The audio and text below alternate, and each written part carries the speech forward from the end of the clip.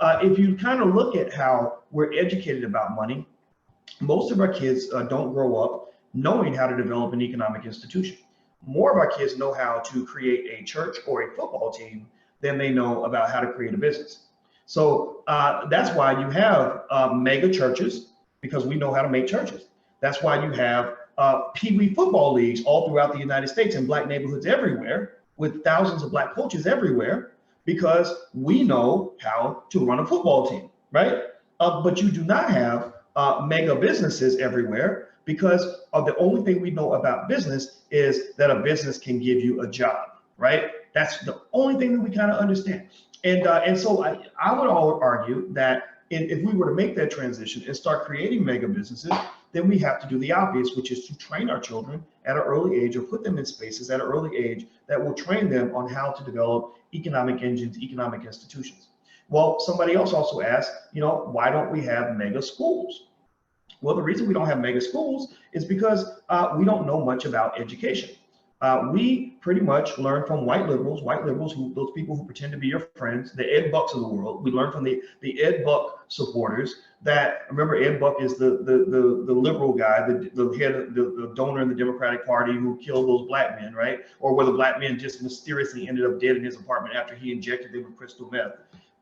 I don't know why you don't call that killing somebody, but whatever. We learn from them that education is something that we really shouldn't think much about in terms of doing it for ourselves.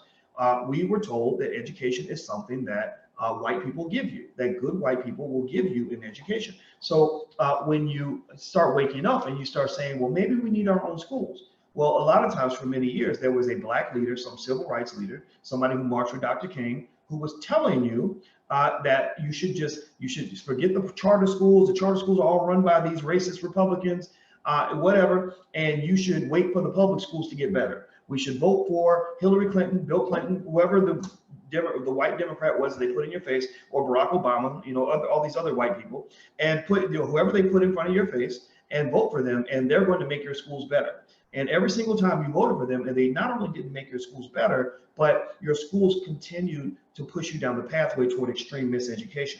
So you think you're disadvantaged when you don't get the education, which you are, but you're even more disadvantaged when you do get the education, because not only is it a racist education, but it's the wrong education. It's the wrong education, right? So effectively, we don't know much about creating mega schools because our relationship with education is very limited. We don't think about education in terms of being the creators and founders of schools. We think about education in terms of either being the student in a school that people are making money from, or the teacher or administrator in a school that's owned and built by somebody else. We have a lot of black folks who are very smart who become teachers, and they look for a school, typically a white-owned school, to give them money to go teach in that school. I knew a black woman in Chicago who had a PhD in education from an elite university, and she I was talking to her. I said, wow, you're really highly trained. Why don't you go start a school for black children? She said, well, I'm looking for a job. I said, well, okay, well, how's that going? She said, I can't find one. And I said, okay, well, maybe you should create your own school. No, I'm going to keep looking for a job. Okay, well, okay, that sounds good. So she finds a job, right? So she calls me. She says, hey, Boyce, I found a job. I'm working with these black children, and I love it. And I said, really? That's great. And I said, are there other black teachers? And she said, no, I'm the only black teacher, but all these black babies need me, and I love it, and I love it, and I love it, right? And I'm like, I'm so happy for you. That's really great. This white people thing is really working out for you, huh? It didn't work out for me, but I hope good. I'm cheering for you, girl. I'm rooting for you, right? So then about 4 weeks in, she calls me and she says, Boyce, I answered the phone. She sounds sad. I said, you sound sad. What's going on?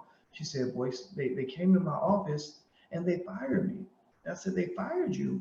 What? I thought it was working out. I thought y'all were like cheap and great. I thought they helped you believe you could fly.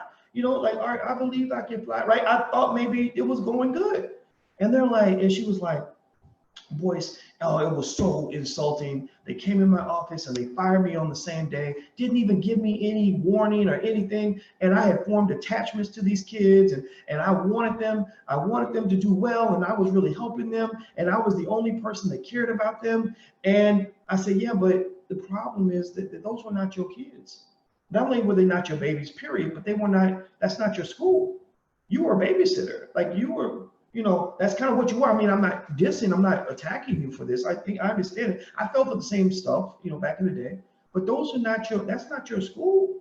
That's the white people's school. They run that plantation.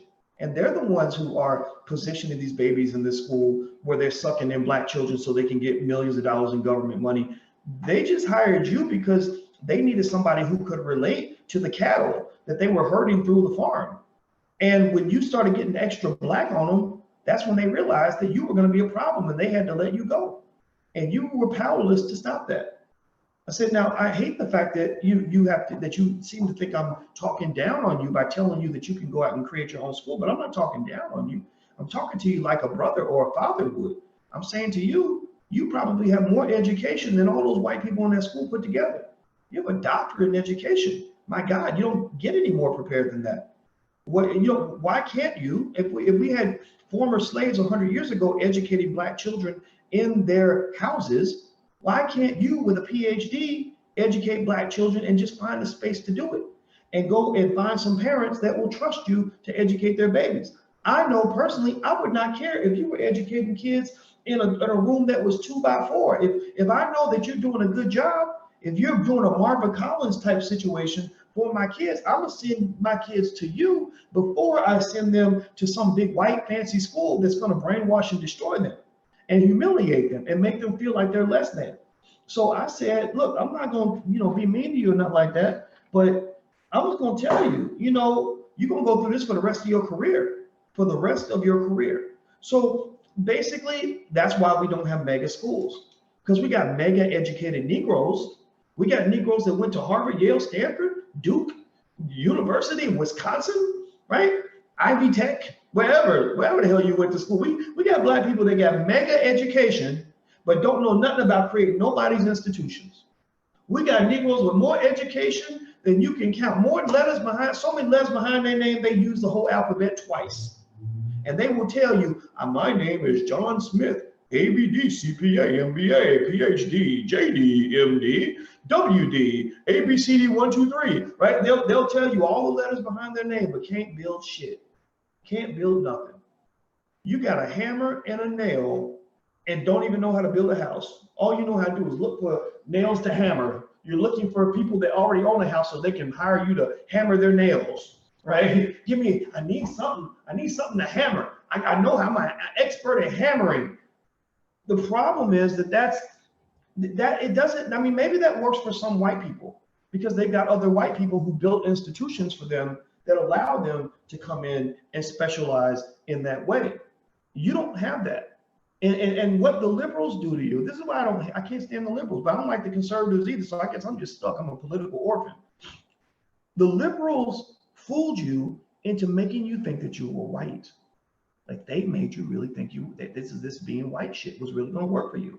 So a lot of y'all end up like my friend did, where you get in there and you start getting all comfortable and you start really thinking that this is your space, this is your calling. Oh my God, I was born to play for the Dallas Cowboys. I was born to do this. Next thing you know, that Jerry Jones the Cowboys cut you from the roster and you don't know what to do with yourself. You're like, oh God, I don't know what to do when I'm not playing football. What am I gonna do? Well, there's some value to knowing how to create your own situation.